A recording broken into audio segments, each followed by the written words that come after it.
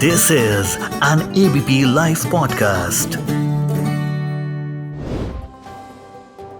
देश में लोकसभा के चुनाव अब अपने अंतिम चरण में हैं। केवल 2 चरणों का मतदान बचा है, 5 चरण के मतदान हो चुके हैं और इसके साथ पूरे देश में एक सवाल जो लगातार दोहराया जा रहा है कि इस बार कोई एक नैरेटिव नहीं बना। राम मंदिर की बहुत चर्चा हो रही थी, बहुत ज्यादा खबरों में था। राम मंदिर की जब प्राण प्रतिष्ठा हुई तब से कहा जा रहा था कि भाजपा ने चुनावी फायदा उठाने के लिए उसकी जल्द से जल्द प्राण प्रतिष्ठा कराई है, लेकिन चुनाव में हमने नहीं देखा कि इस तरह का कोई आख्यान बना, कोई नैरेटिव बना। मैं हूं व्यालोक और इस मसले पर मैं बात करूंगा भारतीय सांस्कृतिक संबंध परिषद के सलाहकार सदस्य अवनीश PN शर्मा जी से। एक राजनीतिक सूक्ष्म दृष्टि भी रखते हैं वह और उत्तर प्रदेश के मामलों के विशेष जानकार भी हैं। बहुत बहुत स्वागत है आपका सर। व्यालोक जी, आपको बहुत बहुत नमस्कार। आपके सभी पाठकों और श्रोताओं को मेरा प्रणाम। उत्तर प्रदेश कहा जाता है कि दिल्ली का रास्ता यूपी से होकर गुजरता है। सबसे बड़ा प्रदेश, सबसे अधिक सीटें, राम मंदिर वहीं है और इस बार कहा जा रहा था कि चुनाव में एक बड़ा मसला बनेगा, लेकिन जैसा कि हम लोगों ने देखा एक नैरेटिव उस तरह का नहीं बना। भले ही कुछ नेताओं के बयान आए, प्रधानमंत्री ने भी अपने भाषणों में उल्लेख कर दिया एक आध बार, लेकिन जिस तरह एक करंट होना चाहिए, एक लहर होनी चाहिए थी, जैसे पिछले चुनाव में हमने पुलवामा का देखा था, इस बार राम मंदिर का वैसा कोई करंट, वैसी कोई लहर हमने नहीं देखी। कैसे देखते हैं आप इसको? जी व्यालोक जी, बड़ा सुंदर प्रश्न आपने उठाया और ये विषय बहुत आवश्यक था कि इस पर चर्चा निश्चित रूप से की जाए। मैं गोसाई जी की एक चौपाई से यह बात शुरू करूंगा और वह पूरा सार है जो आपने यह विषय उठाया। प्रविशि नगर कीजिए सब काजा, हृदय राखी कौशलपुर राजा। यह बात उतना ही सच है कि भारतीय जनता पार्टी, नरेंद्र मोदी जी की पार्टी वही पार्टी है जिसने दशकों से राम मंदिर का मुद्दा अपने चुनावी घोषणा पत्र में लिख के इस जनता के सामने रखा है और रखते आए। 2014 में भी यही स्थिति थी, 2019 में भी यही स्थिति थी, अब 2024 में घोषणा पत्र में नहीं है क्योंकि राम मंदिर का निर्माण हो चुका है। जहां तक रही बात, आपने कहा कि कोई एक नैरेटिव और विशेष तौर पर राम मंदिर का नैरेटिव इस चुनाव में विषय बनता हुआ नहीं दिख रहा है, नैरेटिव बनता हुआ नहीं दिख रहा है। लेकिन मैंने जो चौपाई कही कि हृदय राखी कौशलपुर राजा, तो प्रधानमंत्री ने शुरुआत के अपने 1-2 भाषणों में राम का जिक्र किया, मंदिर का जिक्र किया, लेकिन जन आकांक्षाओं के पूरा होने के बाद जो बहुसंख्यकों के हृदय में राम मंदिर, और उनमें से लाखों लोगों ने दर्शन भी कर लिया है, लाखों करोड़ों ऐसे लोग हैं जो दर्शन की इच्छा रखते हैं, उसकी तैयारियों में व्यस्त हैं, उसी बीच में यह चुनाव चल रहा है, तो निश्चित रूप से यह सनातन की उसी अवधारणा का उदाहरण है जहां वो अपने आराध्य, अपने ईश्वर, अपने धर्म को अपना निजी विषय बनाकर रखता है। समाज के बाकी हिस्सों को वह समाज के दूसरे तरीके से देखता है। तो आप यह निश्चित रूप से कह सकते हैं कि इस चुनाव में राम राजनीतिक भाषणों के हिस्से नहीं हैं, राम राजनीतिक चुनावी नारों के हिस्से नहीं हैं, न होने चाहिए। यही वजह है कि अंडर करंट एक मन में बसा भाव मर्यादा पुरुषोत्तम भगवान राम का उनके बहुसंख्यक धर्मियों के मन में है और यह वह प्रेरणा है कि जिसके वजह से वो बाकी विकास के कामों को साथ में जोड़कर अपने चुनावी धर्म का पालन कर रहे हैं, अपने मतदान धर्म का पालन कर रहे हैं। तो अंडर करंट के रूप में राम हैं।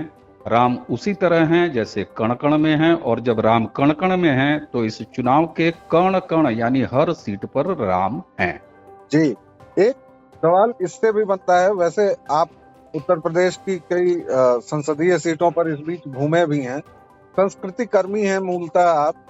संस्कृति का राजनीति से बड़ा निकट का भी संबंध रहता है और दूर का भी संबंध रहा है। राजनीति कहिए तो संस्कृति को पल्लवित पोषित भी करती है और कहिए तो राजनीति संस्कृति को जन्म भी देती है। राम जन्मभूमि का मुद्दा इस देश में वैसे तो कहिए तो लगभग 400-500 वर्षों से था। आजादी के बाद से भी बना रहा। 80 के दशक में एक राजनीतिक पार्टी ने उसको मुद्दा बनाया और अब जबकि वह लक्ष्य मिल गया, राम मंदिर बन गया, तो वह एक सतत चलने वाले आख्यान में चुनावी राजनीति में परिणत नहीं हो पाया। इससे भाजपा की चुनावी संभावनाओं पर आप कितना ब्रेक लगा हुआ पाते हैं, या भाजपा इससे इंडिफरेंट रहेगी, भाजपा पर इसका कोई प्रभाव नहीं पड़ेगा? जी व्यालोक जी, भारतीय जनता पार्टी और उसकी राजनीति पर राम मंदिर चूंकि उनके घोषणा पत्रों में रहा है और अब वह कार्य पूरा हो गया है। कोई भी पार्टी अपना घोषणा पत्र इस नियत से जारी करती है कि ये काम हम करेंगे, यानी कि work done as far as the Ram Mandir is concern, तो निश्चित रूप से भारतीय जनता पार्टी की राजनीति पर राम मंदिर का पूरी तरीके से प्रभाव है। इस चुनाव पर भी उसी तरह प्रभाव है। और जैसे कि मैंने कहा कि काम पूरा हो जाने के कारण जिस बात को नरेंद्र मोदी, भारतीय जनता पार्टी के नेता, वर्तमान प्रधानमंत्री, ये कहते हैं, 2014 से ही वो कहते रहे कि अपना रिपोर्ट कार्ड लेके आऊंगा। तो जब भारतीय जनता पार्टी, नरेंद्र मोदी अपने नेता के नेतृत्व में चुनावी मैदान में है, तो उनके रिपोर्ट कार्ड में जो कार्य संपन्न किए जा चुके हैं उनमें से राम मंदिर एक विषय है। इसी के साथ राम मंदिर कोई फिजिकल डेवलपमेंट नहीं था। ईंटा, बालू, गारे, सीमेंट से बनी हुई कोई भौतिक इमारत नहीं है, वह जन आकांक्षाओं की पूर्ति है।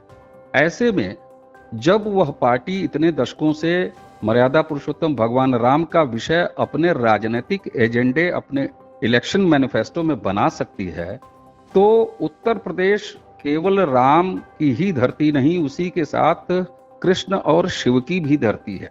तो जो बहुसंख्यक मतदाता इस देश का है, जो बहुसंख्यक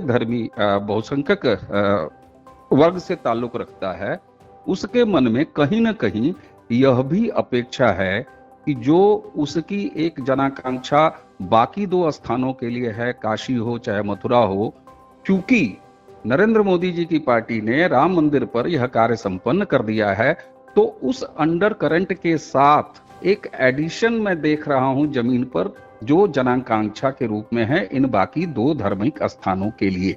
क्योंकि मैं फील्ड में करीब 2-2.5 दर्जन सीटों पर घूमा, बहुत कुरेदने के बाद ही वोटर या जनता राम मंदिर का जिक्र कर रही है। अगर कर भी रही है तो इन शब्दों में कर रही है कि अरे वह तो हो गया।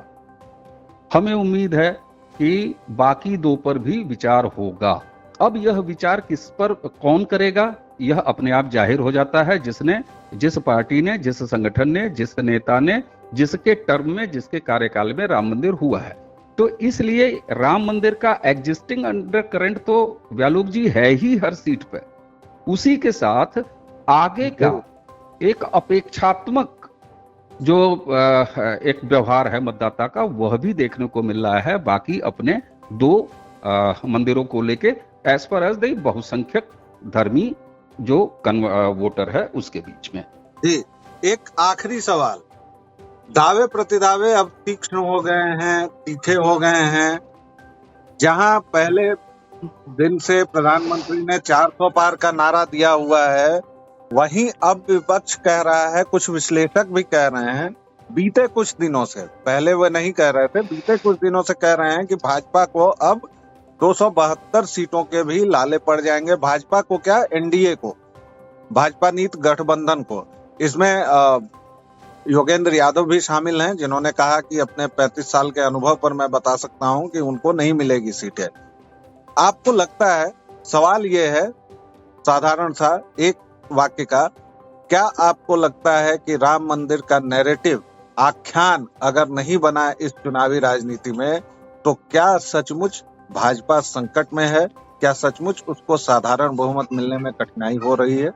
व्यालोक जी, आपने अपनी बात के अंतिम वाक्य में जो एक शब्द कहा, साधारण बहुमत। साधारण बहुमत क्या है? 272 जी। यह पहली बार है नरेंद्र मोदी जब अपने तीसरे टर्म का चुनाव लड़ने निकले तो अब तक आप 2014 का चुनाव याद करिए, 2019 का चुनाव याद कीजिए, जो उनके सेकंड मैन हैं, जो उनके लेफ्टिनेंट हैं, अमित शाह इस तरह की बातें किया करते थे, संख्या या टारगेट खोला करते थे भारतीय जनता पार्टी और एनडीए के पक्ष के लिए कि साहब हमको इतने से पार जाना है, चाहे वो 280 पार जाना हो, मुझे एग्जैक्ट याद नहीं है, उसके बाद 400 पार जाना हो, 300 पार जाना हो। लेकिन ये पहली बार है जब अपने तीसरे टर्म में नरेंद्र मोदी जी ने यह जिम्मा खुद लिया और उन्होंने सदन में कहा कि भारतीय जनता पार्टी को 370 और एनडीए को 400 पार ले जाना है। यह जिम्मेदारी खुद इस बार नरेंद्र मोदी ने ली और यहीं मैं जो देख रहा हूं कि पूरा डिस्कोर्स विपक्ष का इस बात पर टिका रहा इन 5वें चरण तक के पूरा होने पर कि हम आपको यानी नरेंद्र मोदी और उनके गठबंधन एनडीए को 400 पार नहीं जाने देंगे, नरेंद्र मोदी जी की पार्टी को 370 नहीं पाने देंगे। मुझे लगता है कि एक साइकोलॉजिकल ट्रैप नरेंद्र मोदी और उनकी पार्टी ने फेंका था, जिसमें 5वें चरण के मतदान तक विपक्ष फंसा रहा। भला हो उनको 115 सीटें बचे रहने के समय तक यह याद आया कि अरे हम तो उन्हीं का नारा दोहरा रहे हैं कि आपको 400 से पार नहीं जाने देंगे, आपको अकेले 370 नहीं लाने देंगे, जबकि वह भूल गए थे कि जो सामान्य बहुमत है वो 272 पर ही आके समाप्त हो जाता है। ऐसे में निश्चित रूप से 115 बची सीटों पर अगर उन्हें याद आ गया है और वो अब ये कहने लगे हैं कि 272 भी नहीं आने देंगे, तो मैं इसको विपक्ष की राजनीति के लिए एक अच्छी बात इस रूप में मानता हूं कि कम से कम वो ऐसा लगता है कि आखिरी 2 चरण में नरेंद्र मोदी के उस ट्रैप को समझ पाए हैं, भारतीय जनता पार्टी के उस ट्रैप को समझ पाए हैं, तब जबकि लगभग 428 या 30 सीटों का चुनाव हो चुका है। अब 430 और 430 के लगभग अगर सीटें निपट चुकी हैं, ऐसे में यह समझ आना मुझे लगता है कि उस ट्रैप में अच्छे खासे फंसे।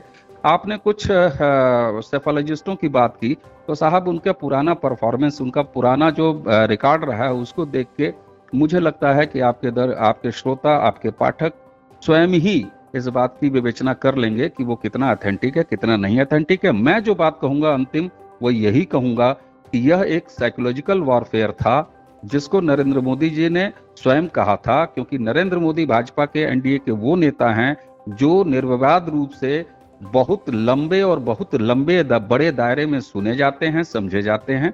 इसलिए शायद नरेंद्र मोदी जी ने खुद यह साइकोलॉजिकल तोप दागने का काम अपने हाथ में लिया।